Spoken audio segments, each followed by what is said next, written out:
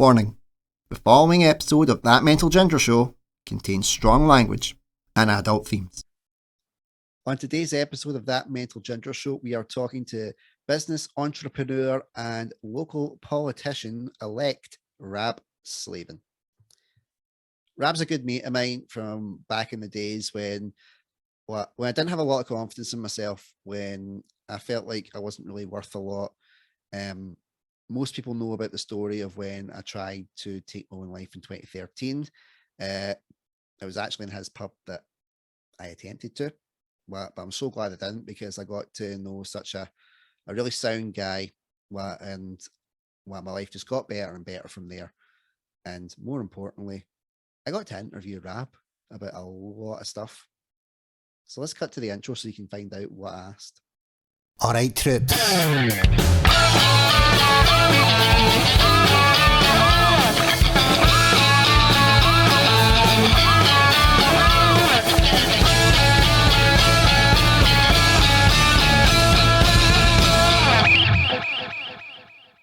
Rab, it has been too long since I've seen you, mate. First of all, you're looking well. Seen you out in the campaign trail. Absolutely loving the work that you're doing. Just the balls to do it. I wouldn't have the guts to do something like that, man. It's impressive. Well, it just feels at the right time to do it, Andy. You know, it wasn't something that I actually ever thought about doing. It wasn't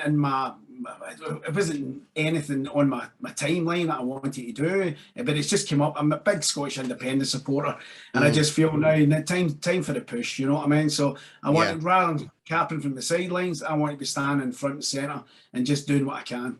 Yeah, and one thing I noticed, do all politicians wear turtlenecks now? You've got the turtleneck thing going. I don't know, listen, the only reason I'm wearing turtlenecks to keep the lines away. You can't see the lines. That's what it is. In fairness, I wound up having to buy light for my, I say the studio, it's my dining room, but it's getting all set up. And half the time, if I ever shave my head, it just goes boing. It's crazy. You're making me jealous. Not at all, man, not at all. I've spent so long hiding for being ginger, now it's my marketing tool. I've just got to run with it, embrace the brand. So one of the things I like to do, Rab, is I like to get the guests. That's what you're going to do. Is Bruce Lee says that for me. Brilliant, man. Absolutely brilliant. Well, one thing I like to do, Rab, is I like to get the guests to start off by...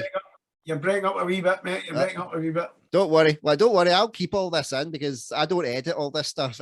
Everybody needs to know internet connections do fail. Sometimes there is a bit of a, what'd you say? What? It's all part of the fun. It keeps it organic, you know what I mean? Absolutely. Yeah. So what I like to do, Rab, is I like to start off... Yeah. I like to start off by getting the origin story of the guest, because, the one thing we've got in common is that we all have an origins. So, Rab, for my faithful followers, please tell us your origin story. Well, listen, I've been around for a few years. You could be here all night if I started talking about me like that. But I guess, Andy, I'm just like, I'm the boy from down the hill. I own the pub at the top of the hill, lucky enough to do so. But I grew up down in Kitwood. I've lived there all my days now. I'll never move from my place. Won't move from my place now. And I love the area. Don't get me wrong, we've got a fair share of band posts, but everywhere is, So, But I still love, yourself, you used to come down to the pub. It's a really good place to bring up your family. A lot of good community spirit, and that's what I like. But personally, when I was growing up, just the usual, run about the streets with your mates, and then you get a job. I started off as a plumber with the Monklands District Council. So I did, and then. But all through that time, Andy, I was big on martial arts. That's my big thing. I started martial arts when I was 14. And it just consumed my life. Everything I ate, slept, and drank martial arts. And it was great because at that time, there wasn't a lot of people traveling abroad or doing it. It wasn't like now the package holidays. I'm talking about when I first started karate, I think my first license is 1979. So it was, Wow. So back then it was, you done it for karate, and there was still that kind of mystique about, martial arts, people, they do karate. Everybody now does martial arts. It's been publicised everywhere. Mm-hmm. But for me, it was just it still has a big impact on my life. I live my life to the kind of rules of the martial arts, where you bring up respect, courage, dignity, you know what I mean? Loyalty. Mm. That's what I try and install that in folk when I'm teaching them, teach them, I want to teach them.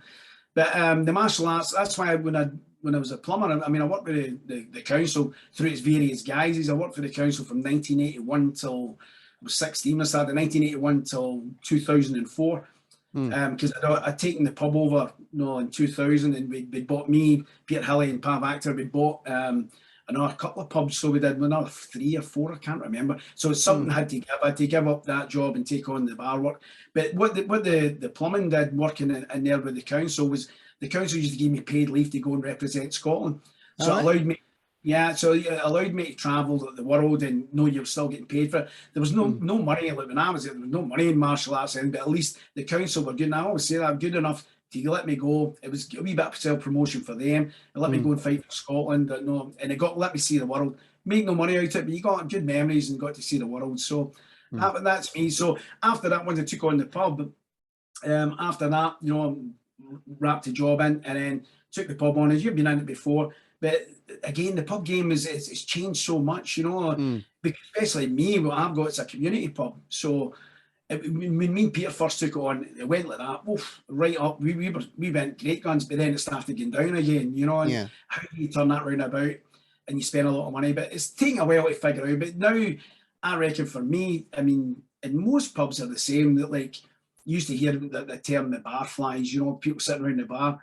People are not like that anymore. When they bar flies die, nobody's taking their place. So the community pubs are dying up, and it's a shame, because you want as many folk, engaging. Because if you hear you're big on mental health, and I think there's nothing better than mental health, to be able to actually get and socialise and speak to people in your community. You always find something to talk about, something like that. And I'm lucky now that I've got a great platform with Eagle, and we're based solely now on entertainment. Lots of local artists come in playing their own music. You're getting tribute acts, and you're trying to get something for everybody, and it's kind of working. It's a hard thing to get into to start with, but once you get there, you're up and running. And there's so many great local artists, singers, songwriters, and bands, and people. It just feels a lot more people now are getting into live music. Yeah, they're actually not. They come in, they're doing all their own stuff, and they get a great following for it. And it makes for a great night. That's what you're looking for. So that's kind of my trajectory. But what happened was, the reason that I'm standing to be a local candidate is just, it's for me, I'm big on Scottish independence, and I was never political at all. It wasn't until the referendum 2014. Now, I know people say it was divisive. It wasn't divisive for me. It wasn't divisive for my family. It wasn't divisive for my friends. Sure, I had a few arguments with some of my friends about, they didn't have the knowledge in front of them. And the biggest majority now that voted no back then would vote yes in a heartbeat, especially after Brexit. So at that time, that's when I not so much politically engaged, but what it gave me, I started learning more, researching more about my country and about the values we've got, and how resourceful we are. I mean, we are resource rich, and not just in renewable energy, but in people. I mean, we've got some of the smartest people about in the modern world. Winston Churchill says that only the Greeks gave more to civilization than the Scots.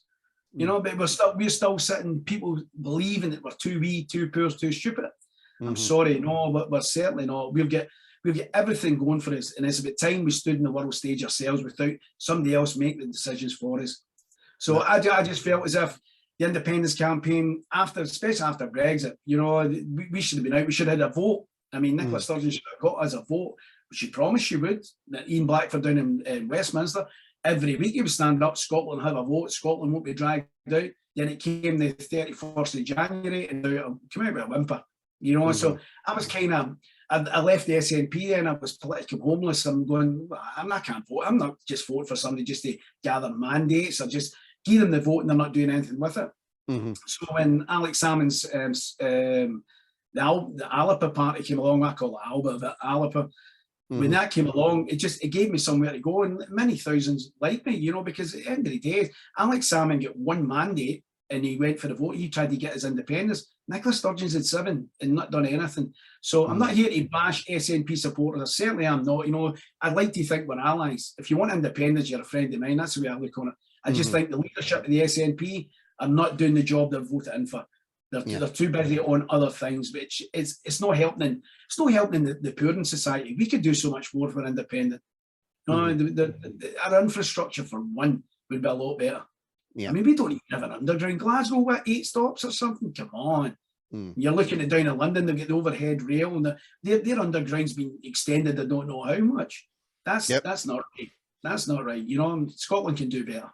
Yeah. So that's where I am, Andy boy. That's my spiel, you know. But but the thing for me was as well, I'm not one of those people that could stand in I couldn't stand in a ward that I wasn't familiar with. At least I stand in Ward 10, which takes in Kirkwood, Langloan, Dundive, and Old Monkland and Bargary. Now I know all those areas. They all come to the pub. They all know me. So maybe they don't agree with my politics, which is fine. You know, you're not my friend because of your politics. You're my friend because you're my friend. You know, it's not, I'm not going to go out with somebody if they hold a different opinion. That's up to you. But if you can get reasoned debate and show the arguments, then surely we should be able to come together. And especially SNP supporters, we shouldn't be fighting. We should be all going for the one thing. You know, we should all be getting together and trying to get independence. That's the I look on it. So that's where I am here just now. And the good thing is, Henry, you came down, used to sing in the pub quite a bit. Really good traction. Most of the customers are all good on you. You know what I mean? Try and make a bit of difference in the community. Because the one thing about me, Andy, is, you know, stand by my word. And if I can help you, I'll help you. But see if anybody comes to me with a complaint and I can't help them, I'll certainly make sure I give them an answer. You know, I'll put them in the right direction. I just don't like the fact that too many councillors now they're invisible. They get the job, then you don't see them for 5 years until they come back round again and they're wanting your vote, but they don't want to do anything for it. That's not right. You know, that's not right in any case. One thing of me, I can't hide. I can't hide. I'm front and centre anyway every weekend, so I'll just need to take that on the chin. Yeah, definitely, man. Well, it's one thing I've always admired about you is like you're always like you go in guns blazing with anything that you do. You've got like your heart in your sleeve and you're passionate about it. Like, because we met obviously doing the karaoke stuff, and at that time you had from what I remember, the Eagle Inn, West End, and the Heritage. Well, I think it was the 3 pubs at the time. Big shop in the Heritage. Remember? Yeah, big shop as well. Yep. Well, so that's when I met you, and then I was sang for the West End. Did that, and then managed to come over to your team. Best team that I was on. Listen, Andy, I always remember Donna Hughes, what she done was she jimmied you in, you were a ringer.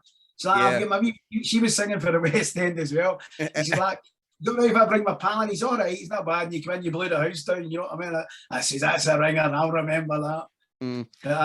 It was one of those ones that when Donna knew me, like, she didn't know me with confidence in my singing. I was always kind of really shy about it and get told that you're all right, you're not great, and it was just, I just remember that night in the West End and everybody was singing before I went up, they were singing really dour songs, like really slow, depressing ones, and I just went up and I remember grabbing the mic and I said, right, let's tear the fucking roof off this place. And everybody looked at me like, what did he just say? That was it. And then everybody's like, was it the Ed Sheeran, the rapping one, the Ed Sheeran one, was that, wasn't it? Pal and the Teenie. I remember. Who was the Ed Sheeran one you done? It was like the rap one, really good, man. Yeah, you need me, I don't need you. I saved that.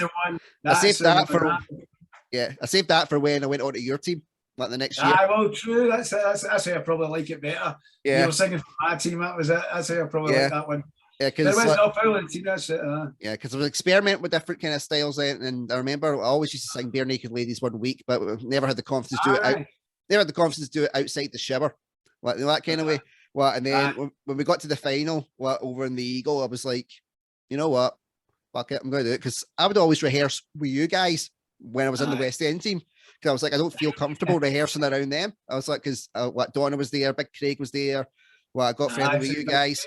And then I was like, right, I'll go up and get a go. Why that? And Craig was like, Andrew, do that for the final. And that was it. And I was like, right, so I do have a bit of skill and a bit of speed in the mic, so I thought I'll try my hand with other fast songs to see how I go. And the Ed Sheeran one just kind of fell into it, and I was like, well, okay. Because I remember John Kerr saying, like, when you signed me over, it was just around the time. It was when the time you just sold with the West End as well. And he went, well, that's our equivalent of you signing Robin Van Persie. he's like, he was like, you better bring us the gold, Andrew. And I was like, John was some crooner, wasn't he? John was a crooner, man. So he was, brilliant. Yeah. American Trilogy could not beat it. Oh, he was. He was getting, I think 7 Spanish Angels was another one, you know what I mean? Yeah. That's brilliant. Yeah, there was brilliant ones that he done. They were all good. But everybody had they had their songs as well. I used to love the final, Andy, because it was a wee bit of rivalry. I mean, everybody knew one another, but you always wanted your pub to win, and there was always a bit of rivalry. But everyone stood up to the plate. There was very few bad singers, Yeah. Everybody, and even the ones that maybe didn't over the two songs, they had one song that could nail it, and you were sitting there like, wow.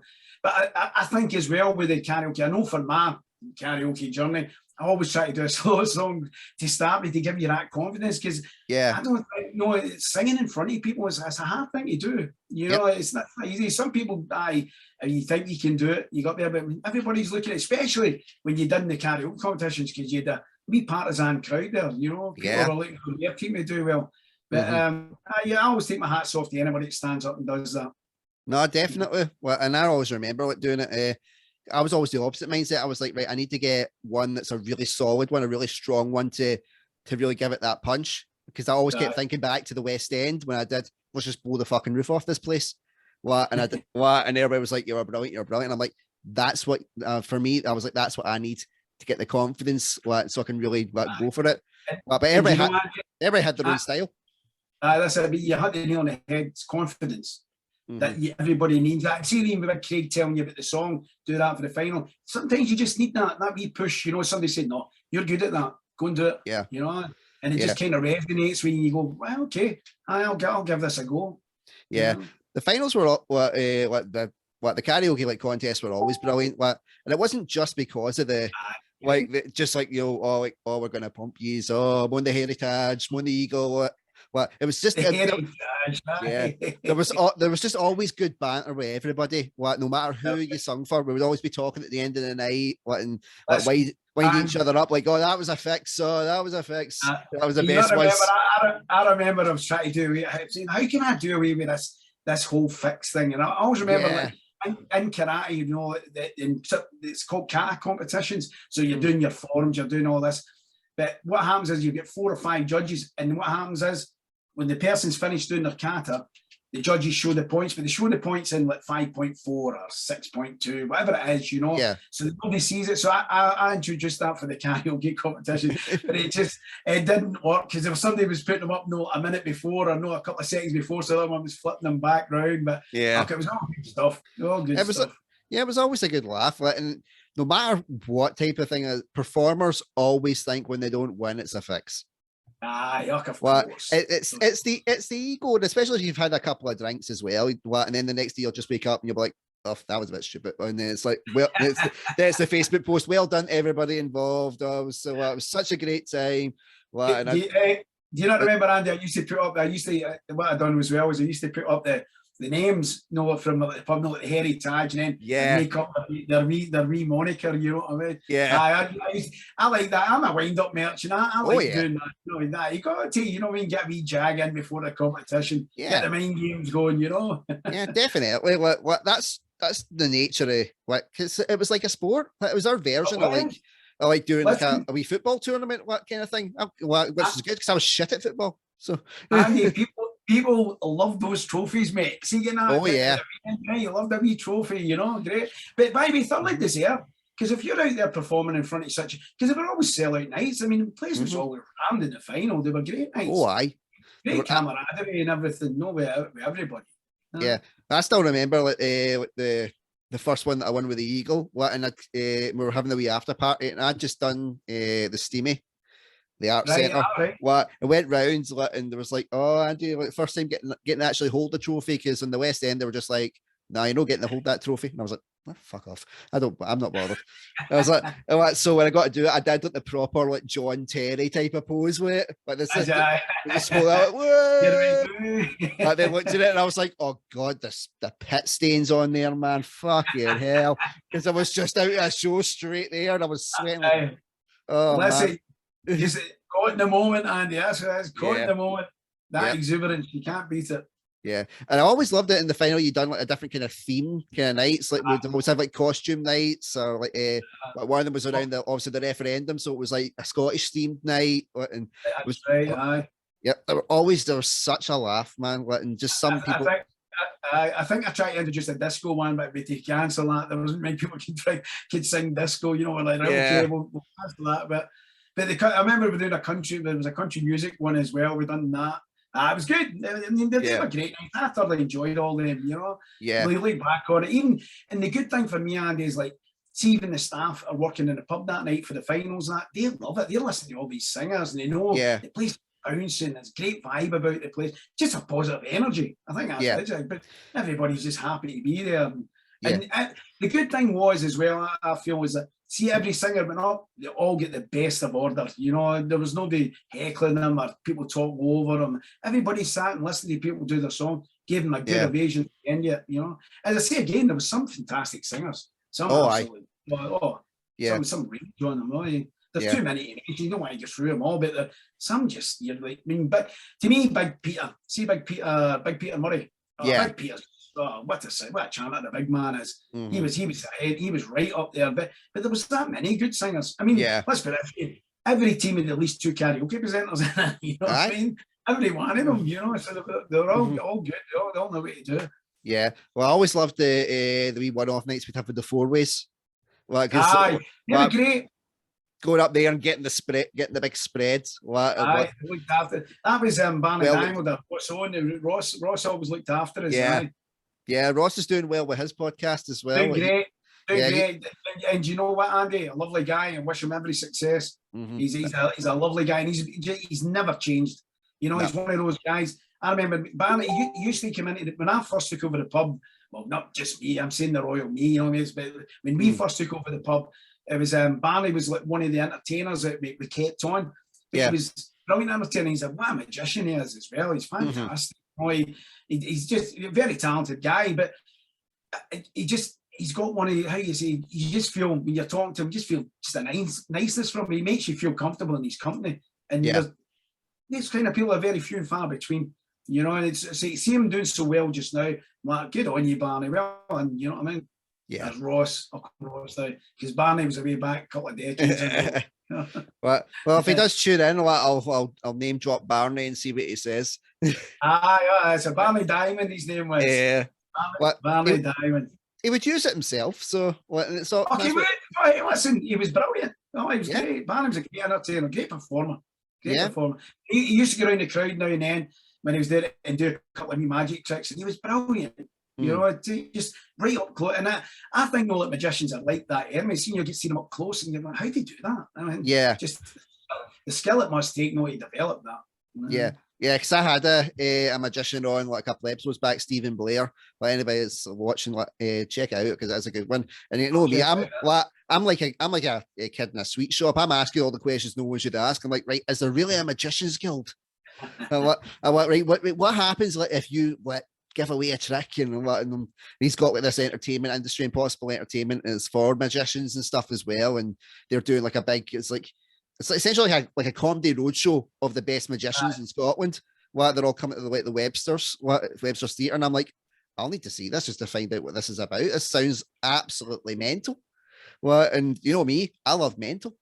Of course, yeah. That's why your show is a Mental Ginger show. Yeah, well, it was the Ron Sealer titles. I'm ginger. I've got mental health issues. Everybody thinks there was some deep meaning. It's like everybody thought there was some deep, meaningful thing, and I'm like, nah. It's like the simplest title you could come up with. I'm mental. I'm ginger. Simple. So we jumped from like the bar running things to running for political office. What is that like applying for it? Like, how many kind of hoops do you have to jump through? Like for it, is there what have you got to get like vetted applications, ringers, all that kind of stuff? Well, what you do is you apply. You have to apply to your party, and then they put you through a vetting process. You have to go through, like an interview. So for me, it was like it was 2 interviews, one through Zoom. Well, obviously a written one, and then one through Zoom. To go through. So you get asked a lot of questions. And you've got to make sure you're competent enough. And your heart's in the right place. You're not just doing it. But for me, Andy, I'm not doing this for a job. I don't need a job. I've got a job. I don't need that. I'm here for a different purpose altogether. And I think I can do a good job for the people in Coatbridge West. But to get here, certainly, it's like I think you've got to be like a responsible person first and foremost. You want to do the best for your constituents. But your party's going to make sure that you're a sound mind, like your Mental Ginger show, but you've got what it takes. And you're not going to take something on that's going to maybe push you back. No, we give you sleepless nights. You don't want that. Yeah. You don't want that. And the party wants you to represent them the best way possible. Yeah. And for me, I can only be me. You've known me long enough. I can only be me. You know, I mean, I'm straight up. I'm got nothing to hide. You know, I'm one of those guys that I like to be able to. I'll tell it how it is. I'm straight down the line that way. You know, I'm not going to come back and talk behind somebody's back or do something underhand. I couldn't do that. My dad's always telling me, make sure you can look at yourself in the mirror in the morning, and I try to live my life that way. Yeah. You know, but the political thing, as I say, it wasn't something on my timeline. It wasn't something that I was going to edge towards. It's just something that's come up now. But I'm excited by it. I really am. I think it's an exciting time in Scottish history, and I want to be in the forefront. I want to make sure that we get Scottish independence, because let's put it this way. See, when we're going to get Scottish independence, Andy, and the demographics, anybody would say it's like 72% of under 21-year-olds, they want independence. That's going to come. You know, it doesn't matter. It's only the destiny, as Alex Salmond said, the destination is set. It's just the time frame in getting there. So I think it's going to be sooner rather than later, because the way the world is just now, people are having to choose between heating and eating. And we've not, the bills haven't even come through the door yet, Andy. I don't know about you, but my bill's doubled. You know, and I'm going, how's people? Now, I'm in a fortunate position. I'm comfortable if I can afford that. Don't want to pay it because I think it's extortion. I shouldn't be doing it. Yeah. No benefits that people, and not just people on benefits, maybe the working poor, people that have got jobs and they can't afford it. You know, it's an absolute disgrace. So we've got to try and look on what we can do best for society. We've got to get away from these food banks. Why are we? I mean, food banks, they do a great job. They do everything, but I think it's putting a sticking plaster on a slash neck, because the damage is done. And these poor people, and the thing is now, I think the people that donate to food banks, they're going to have to keep their money to be able to heat their house and feed themselves. You know, so where do these folk go? And the problems can be easily, let's put it this way, if you can spend £37 billion on a track and trace system that's absolutely no use, you know what I mean? I'm sure you can find that money, help people get fed and help them get their heating and help homelessness. There's a multitude of things you could do first.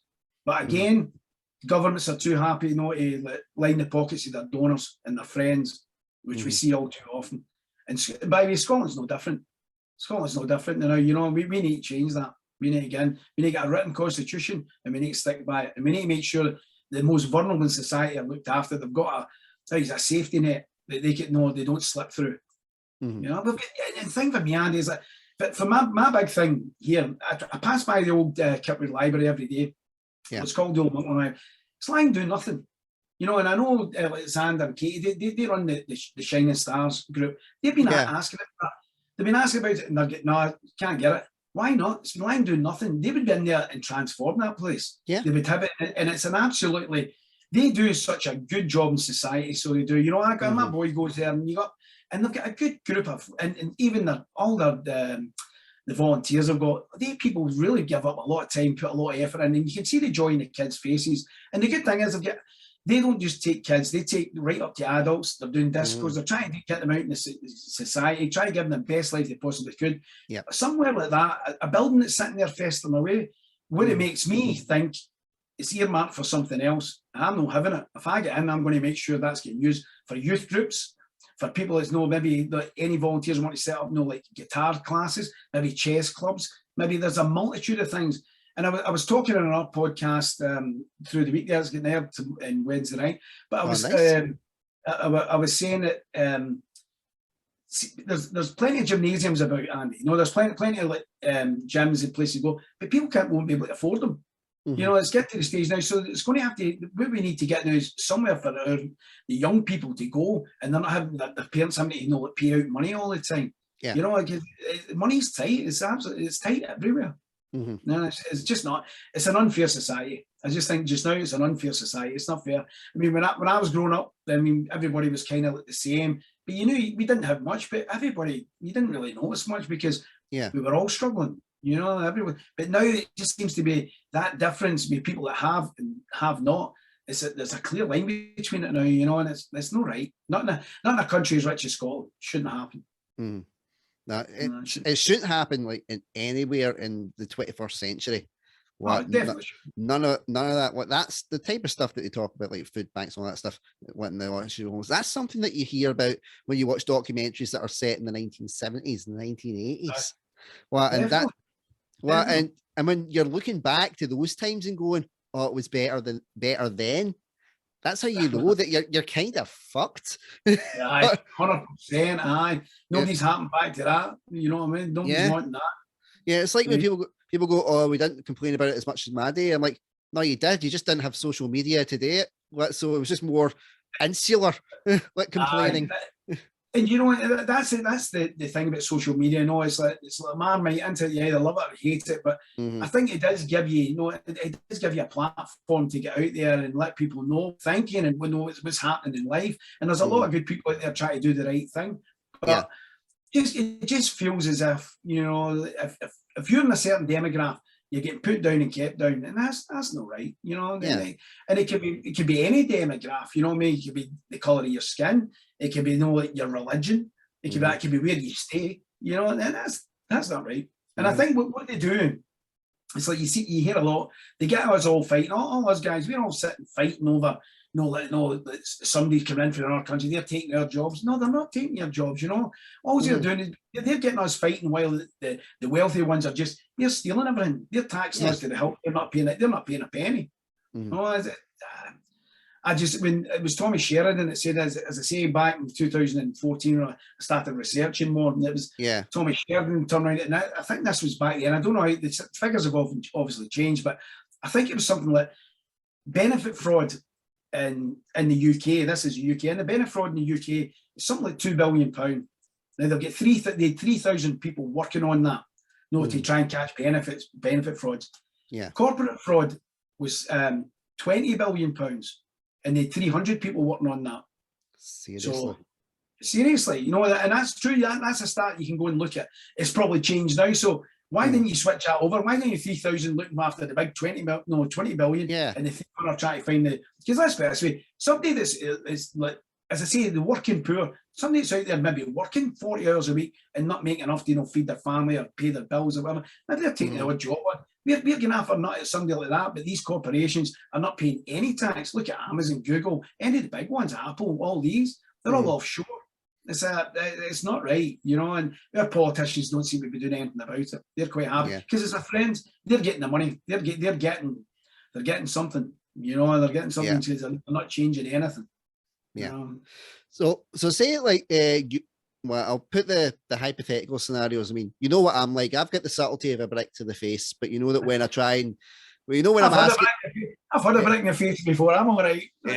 Yeah, it's like, you know, it's never like anything bad. Like just me and my general curiosity about things. I may phrase it wrong, but it's got the right intent. So I'll start with like one thing. Like, see if you guys get in. Is it going to be like the Green Party where no one actually gives a shit? No, it's like definitely. You know what I mean? No, it's like sometimes you hear the Green party making a speech, and the average Joe will go, "They're not in power. They're not going to get any power. What's the point in them making a bump about it?" It's like, it was like for the English equivalent for anybody down there, it's like the Lib Dems. For anybody listening from America, it's like a third party candidate instead of like Republic or Democrat, that kind of deal. But so it is there. I may have just phrased it wrongly. No, I totally get where you're coming from. I think I can't remember who it was, but they said you're talking about Lib Dems, no down there. Somebody said they're in the enviable position that they can make up policies that are never going to come to fruition, but they sound good because they know they're never going to get into power. Now, the Alba party is not like that. You know, we've got this, I'll show you just now, it's the wee Alba book. See that? That's detailed policies, everything. And the man that leads the party has already demonstrated. Give him the mandate and he'll deliver. He's done it in one mandate, whereas Nicola Sturgeon's had 7 and not delivered. And it can't be screamed enough that, you know. So, no, we're certainly, the Alba Party's policies are all left of centre policies. It's all more a socialist approach. One of the things I've got is to help youth, people under 18 to get free access to gymnasiums and swimming pools, that kind of thing, so it keeps the young people off the street, gives them somewhere to go. There's not an excuse there, so you get free of that. Plus, they want to give no help with the poverty, give families £500 a year. They want to freeze the council tax, which is, I don't know about you, but the council tax is starting to get like another mortgage. You know, so when Alex Salmond was in power as First Minister, that was frozen for 6 years, and it was a great help. You know, a great help. So no, I think you'll find that with the Alba Party that we're going to do, like you say, the mental ginger show, it says we does in the tin. the Alba party, we're going to do what we say. The policies are in stone. We're going to implement them as soon as we get in. But the only thing is, Andy, again, everything comes from independence. Just now we're sitting, we get a cake from Westminster, and Westminster's cutting that cake every time. So you're getting a thinner slice all the time. And you can't, you just can't do. We want the whole cake. We don't want a slice. Give us the money we make in Scotland, and we'll make good use of it. That's what we're trying to do. Yeah. You know, so. Yeah. So have you met Alex Salmond and like Tommy Sheridan? Because as far as I know, Tommy Sheridan's still in the Alba party. Is that correct? He is. Yep. I was lucky at Andy. I met Alex Salmond. I met him twice now. What happened was I met him once. It was there was a Christmas function in at Paul Shaw's, and I get invited in. I didn't really know anybody, but I was in, and I only introduced him for about 5 minutes, you know, and talked to him. I was watching him that night, and he's the type of guy. He was sitting talking to the staff, and he was going around and talking to everybody, and he talks to everybody on the same level. You know, it's not. And you got to remember this man. He's speaking to presidents. He's speaking to first ministers across, and prime ministers, and he can hit everybody on the same level. You know, like I could sit and talk to Alexander Beaver and just feels like a normal guy, but he could sit and go and talk to, I don't know, President Biden and still chew the fat with him, no bother. And he's an intelligent man, you know. And the thing about Alex Salmond, is that it's about Scottish independence. That's all he's about. He's not about anything else. He wants Scotland independent. He actually, what he done was at the last May elections last year. That was for the Holyrood. He advocated. He came out with a policy for the supermajority, which was vote S. He actually says vote SNP. SNP won in Alba in the constituency. That way, if we get these votes, we can have a supermajority, and then we could have a referendum anytime. We wouldn't have to wait on Westminster to say so. We don't have to anyway, by the way, but that's what happened. But Nicola Sturgeon says no, both votes SNP, and that let 20 unionist MPs in.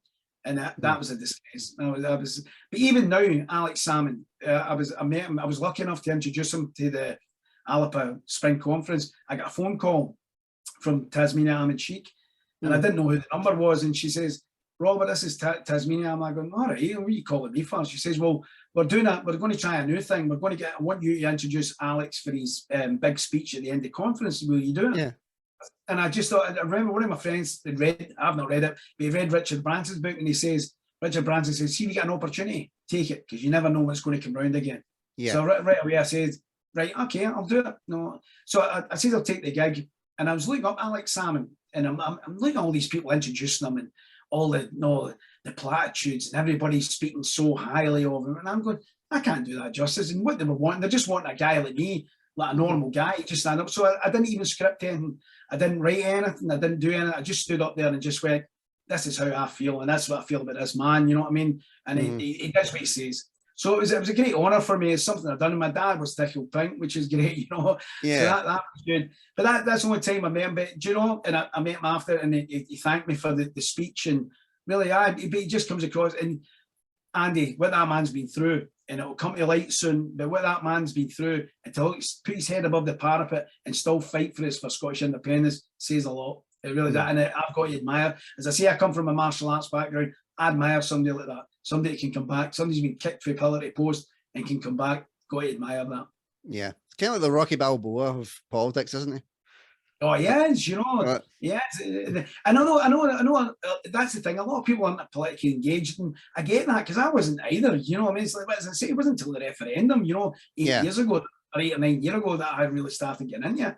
But once you do, you realise more people should be involved in politics, because these council elections, they're going to affect everybody. No, so I mean, the council elections probably affect me and you more than the national elections, because you're taking to do with education. Infrastructure, the health. There's so many things that every day, that we need to get on top of, and make sure that people's lives are better in the local community. So we need to do that. So we'll say, like, in the hypothetical scenario that you get in, how are you going to be able to juggle between running your constituency? Like you said, there's so many things around it. You've listed off quite a few already, and you also are still a very successful businessman. How are you going to be able to manage that and delegate it? Well, for example, will Pav have more of a role, or what's the kind of thought to essentially keep your own mental health in check, man? Yeah, but that's it. Listen, before I I thought I was going to stand for a council. I researched it, like time-wise, what you're going to do and how much time you're going to have to get. Now I'll get that because I look on my role in the pub just now, it's like I'm more like an events, entertainments manager. Although I'm in charge of the staff and I do the rotors and I do the order and I do all that, but I think the thing about me for the pub is to get the pub busy. So that's to me, that's my main job. So I've got to make sure I deal with it. So I kind of look on that. And I've been doing it that long now. I'm kind of on autopilot with it, and I'm always searching for new acts and make sure we get good crowds in. But on the council side, I know Lindsay, right? You remember Lindsay? Lindsay taught me a phrase a long time ago. So as first thing, it's effective time management. And I've always stood by that. So I make sure I've got everything written down, and I'll make sure I know. And if worst comes to the worst, if I have to, then I'll employ somebody to make sure that the constituents are getting the feedback they need. I would certainly have somebody there to help me doing like the emails and contacting folk. As I say, I'm not looking for a job. I don't need a job. You know what I mean? I'm here to try and help folk. I'm here to try and primarily Scottish independence, and then secondly, make sure Coatbridge West is going to get a good representation at the council level. Yeah. Well, and the final question I'll ask, Rob, this is the important one. This is the one that we all need to know about. You're gonna have a free bar if you get in. Absolutely. Free bar to the podcast, people. How do we do that? Well, that is the main plug. That is what you've got to do. But see if you, I'll tell you what, see your next speech. Say that at the end. You'll get every punter voting for you, man.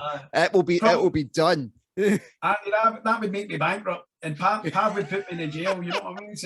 But I promise you this: if I do get in, there will be one hell of a party in Eagle Inn. Yes, yeah. I'll make sure it's a good party. I still remember Tam's party. Brilliant, wasn't it? Good. Well, the bit for me, it wasn't as good because that was the night so I tried to take my own life. But at the same time, I thought that would be the perfect night to go out on. But when I wasn't well at that point, I thought, you know what, this is going to be the perfect night to go out on. It's an open bar. Everybody's going to be having a laugh. I'm going to get absolutely smashed. Well, I'm going to have a great time. Well, I'm going to be all happy, and then I can just sit. As far as I was like, that's my expiration date. That was me. But luckily not. Luckily Craig and Donna got me before anything bad happened, and all the stuff that I've talked about on the podcast before. And 2 months later, I met Alison, and well, look where I am now. But I was still. It was some night though. The bits I remember were fantastic. You said I remember that night, and you were having a great night as well. It was like, it just shows you, what I mean, like how people. You should never judge a book by its cover. You never know what's going on underneath somebody's mind. You know what I mean? You really don't. And everybody's get problems. And that's my big worry just now, is like, it hasn't really hit in yet. These electric bills and the inflation hitting in, the cost of food rising, fuel, people can't get a job. That's not really kicking in just now, but it's about to. It's about the next few months, it's going to really kick in. And I worry for a lot of folk, because especially folk with young families, how are they going to look after their kids?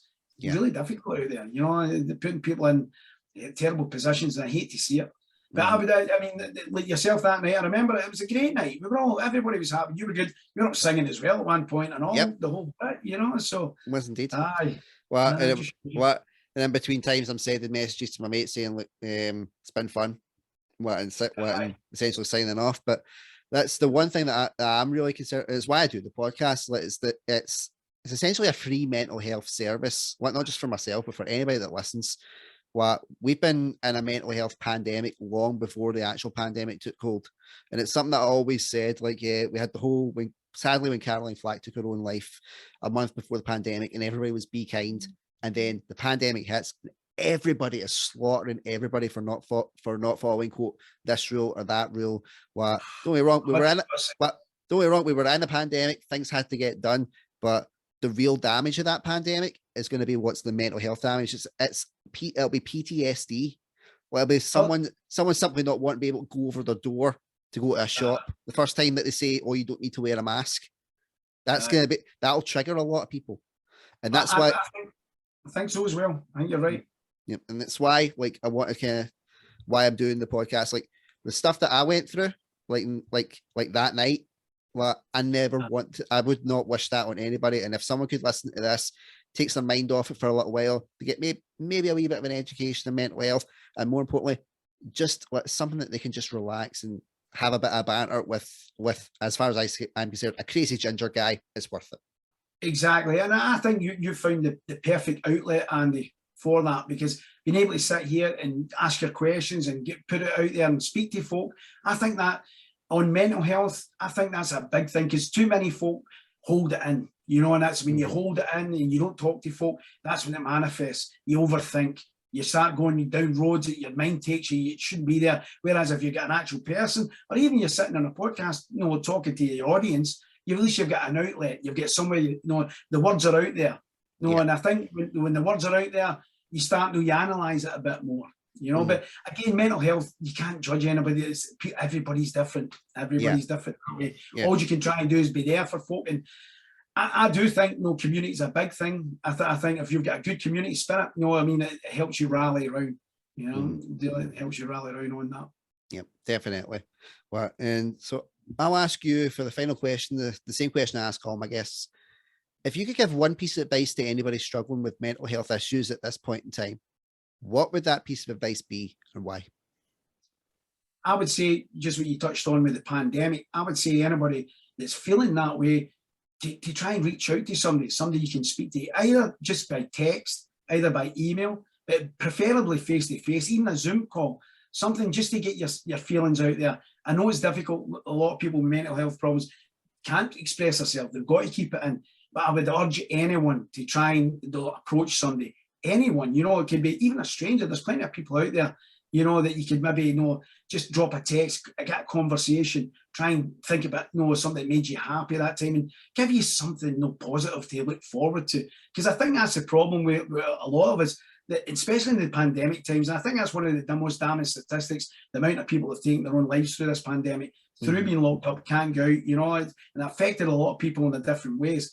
But for me, I would say, the only thing I can advocate is, definitely express yourself. Try and reach out to somebody.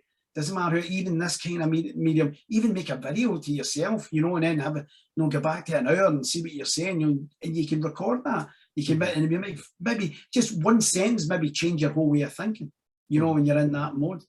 So I'm not an expert on it, Andy. I'm just a normal guy, just out there. But I get every empathy with people that are suffering just now, and they don't feel as if they're getting out. But I would say that there's the people that are thinking like yourself, thinking the only way out is to go take your own life. There's always somebody out there that's going to miss you, that loves you, that wants to be you around. They have to try and keep a hold of that. Try and keep a hold of that. No, definitely. Well, and it's why I ask my guests about what advice you would give. Like, you could go to the doctors, as I have several times. You could get told the same spiel as I was told several times, and it never really hits home. But see, when it's somebody who says like they're not an expert in mental health and they're giving advice, they're the people that you listen to. They're the ones that will be affected by, if someone did take their own life, if someone was lost, or someone didn't have a clue what to do. People don't reach out directly to the doctors and say, I need help. They reach out to people they know and people they love.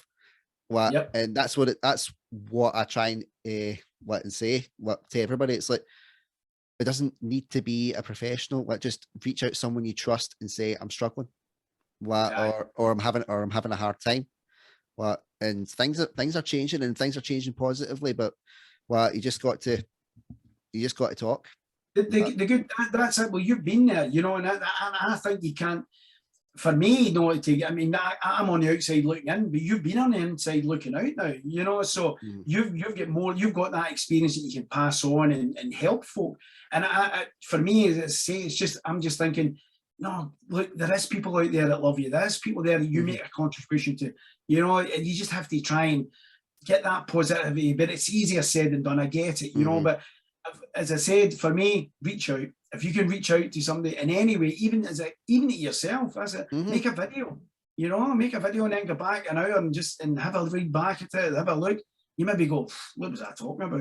You might be going, but as I say, there might be a sentence in there that you'll go, resonates with you, and you go, you know what, I'm going to give this another shot. There might be something else tomorrow morning that I'm going to be able to wake up for, and it's going to make a difference to my life.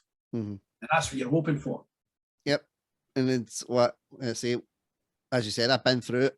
And when anybody watches it, I say, look, I've been where you are, and now I've got a beautiful wife, I've got 2 lovely kids who I love so much. Everybody's going to be struggling at this point, but we're doing okay. I see, as long as we're content, and you've got the roof over the head and some sort of food on the table, you're a lot better off than you realise. Oh, definitely. And I think you touched something there, Andy. You know, it's not about wealth or how much money you've got. It's about, you know, the things that really matter. Your family, you know, your home life, feeling contented, you know, being able to come in and watch the telly and kick about your kids, and that means more than, you know, having a big fancy car or having piles of money in the bank. That's nonsense.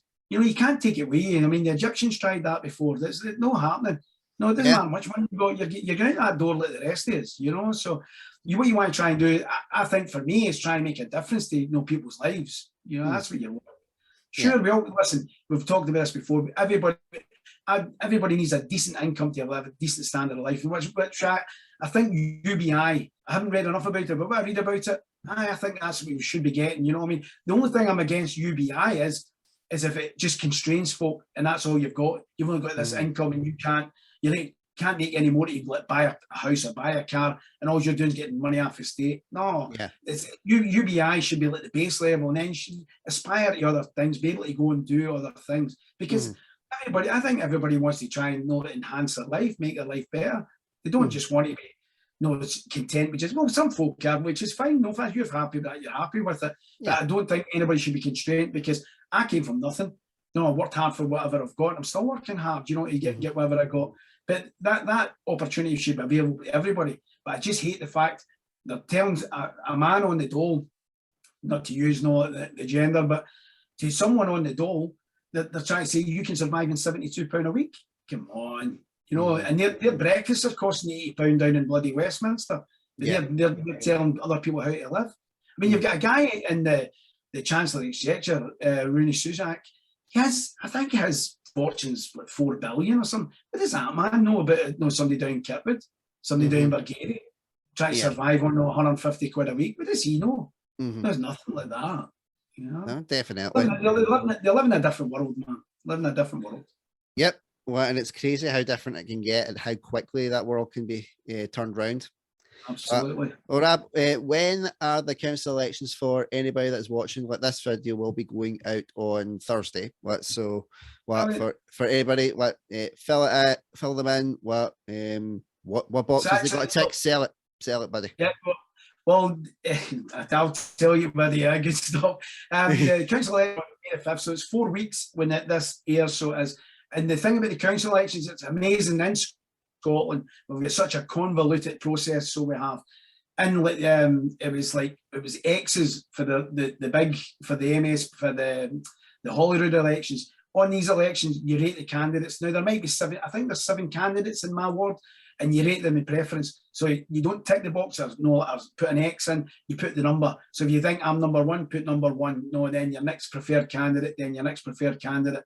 And that's where it's a single transferable vote, Andy. So even if you don't get through in the first round, somebody gives you your second vote, you maybe get in the second round or something, and then take it all the way down.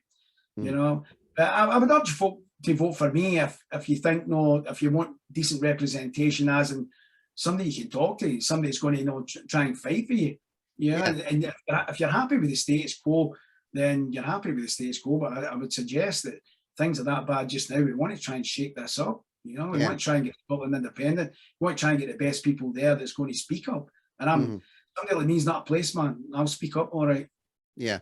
Well, one thing that anybody that would pay attention to with the listeners podcast, that you are like the Ron Seal of politicians. You're exactly what you say in the tent. There's no fannying about, so to speak. You are who you are. It's the reason why I gravitated to you as a mate. And it's the reason why I gravitate to you as potentially being a very good politician. You've got a relatability that a lot of them lack, and we desperately need it these days. So appreciate that, Andy. I appreciate that. Yep. Give us some plugs for the Eagle Inn. What's coming up? Oh, brilliant, man. We've got loads coming up. So we have, we've actually got a big, this Friday, we're doing I'm still a fundraiser for the Alba candidates, but I've got Kenny McCaskill and Tommy Sheridan coming down to speak in the pub. So it's kind of like yes, but there's a guy, there's two, and I'm sorry, I've got to forget the girl's name, Katie Melia, I think, is it not Katie Melia, the one, the big famous singer, but Katie Melia, but she's a great vocalist. I've heard her sing. She's brilliant. So I apologise. I'm looking at your second name right again. And a boy called Pete Scally, who's big on the independence front. A brilliant entertainer. He's in Dizzy Elvis and everything. So that's on the Friday. On the Saturday, I've got the James Experience. Oh, so nice. So it's a James tribute band. And these boys are phenomenal. I think I've only got about 10 tickets left, I think, so nearly a sellout. But they play all the big gigs. I was lucky. It was big shout out to JP McMullen. He actually got them in for me. So he did. He's got a deal and got them in. So I'm delighted with that, And then on the 16th, the week after, I've got, this is for local talent. It was a wee guy, Mackenzie Walker. He goes by Mowgli Music. He's organised a big live band. He's organised a big live band night, and it's all local acts. But I think one of the acts are coming down from Falkirk. They're a great night. It's different acts coming in. The whole pub's bouncing. Love that. So then I've got Michael Bublé the week after. But the week after, I don't know if you've seen them, Andy. I've got a band in called Lemon Soul. Yes, I have. Oh, they're phenomenal. It's been years. They haven't been in since the pandemic. So we're talking 3 years or something, I think, the last time Lemon Soul been in. And for your audience that don't know, there's about an eight-piece band. They're very much like the Commitments. 3 lassie singers, and they just blow it away. They're brilliant. And it's a different kind of night because you don't normally, we do loads of live music and tribute nights, but that night with the soul music and everything going in, it's just really good. Brilliant. So that's what I've got coming up this month. And a big party on May the 7th if I get in. Right. Definitely. Well, so I'll throw in one final wee bonus question just because of what we've been talking about. Right. Karaoke night's coming back. Of course. I'm going to try and I've been saying it, they've all been at me. See, when I put up some of the memories on Facebook. And everybody keeps saying, we need to get one. I'm like going, look, guys, I'm going to speak nice to wee Chick at the Fountain because he does karaoke all the time, get a bit of a rivalry going. And there's some cracking singers up there as well. Oh, the Fountain's got some great singers. Oh, the Fountain's got great singers, aye. But Coatbridge has, the amount of people that come in, that what happens now, Andy, for me is like, because I went with like live music tribute nights, I usually jump on for the last hour, just do a bit of karaoke. And it's like bang, bang, bang. People all want to go up right away, and it's like, and the night it just flies by. But sometimes some of the singers, they blow you away. They're absolute. You're wondering, how you not get a contract? You're some singer. Yep, definitely, man. Rob, it has been an absolute pleasure speaking to you in the podcast. Thank you so much for coming on. What? This is like my way of getting my social life back as well. For me, I can reach out. I can reach out to guys. Tell Alison that. Yeah, it's like I've been out getting guys that I've been pals with. Like, I've not seen them in a while. Oh, Rab's got a council thing coming up. Any chance I can get a gab and a catch up? But plenty to do, Andy. Yeah, well, it works out well. I can close the doors of the dining room. Walk off. I'm like, I'm recording Alison. Like, you watch your programs, you watch your neighbours while you can before it goes off the air. Bye bye. Right. Yeah, that's compromise. That's what you call give and take, Andy. Yep, and the take will be I'll be sleeping on the couch tonight. Oh well, best of luck. It's a comfy couch. Yeah, it's brilliant. Like, sometimes I sleep there by choice. I'm like, nah, Alison's sleeping, the cat's up there. I'll just crash down here. It's fine. I'll wake up when I hear the boys. Quite right. Yeah. As long as you're comfortable and you got a good night's rest, that's the main thing. Definitely. Rob, once again, thank you so much for coming on. Pleasure, mate. I think you can definitely guarantee that you've got at least one mental ginger vote right here. It was guaranteed anyway, but just getting to hear the passion that you speak in. And drop Tommy Sheridan a wee mention for me. I've been trying to get him on because he does the Celtic podcast as well, and it's like he's not watching. Tell him that mad ginger has been contacting him. Listen, I will say to him, he's in on Friday night, and I'll say to him, you know what I mean? And it's well worth getting on, Andy. I think you would really excel on your podcast. And he's a very knowledgeable guy. See about mental health, very knowledgeable. He speaks great. Yeah, no, definitely. I'm a fan of the stuff that he does, his own podcast. Well, just before we go, he actually spoke at the Alba Spring Conference, and you're watching him, and holds the audience, captivates them, you know. Yeah. But the thing is, he's got all these stats. You can't argue with him because he knows all this. What he's talking about, he understands it, and he can put it out in front of you in a way the layman knows. You know, he's got all these fancy political language. Tommy doesn't do that. Tommy just comes out and tells you what it is and how it should be. Kind of similar to what I do with the mental health stuff. Like they'll come out with all these diagnoses, and I'm like, right, this is the gist of how fucked you are. Yeah. So I definitely I agree with you.